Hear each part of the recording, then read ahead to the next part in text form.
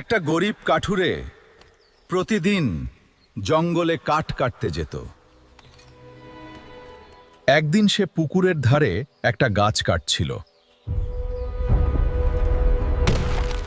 হঠাৎ সে দেখতে পেল গাছটা যেন কাঁদছে।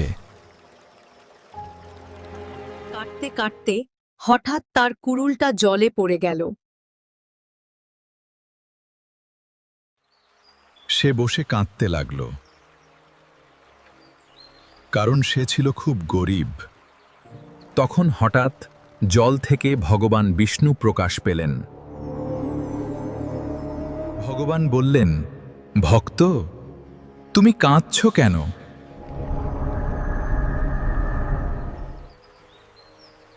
কাঠুরে সব কথা খুলে বলল।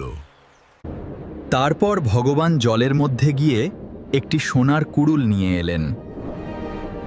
তিনি বললেন, এটা কি তোমার কুড়ুল? কাঠুরে বলল, না ভগবান, এটা আমার নয়। তার সততায় খুশি হয়ে ভগবান তাকে তার আসল কুড়ুল ফিরিয়ে দিলেন। আমি কৃতজ্ঞ প্রভু।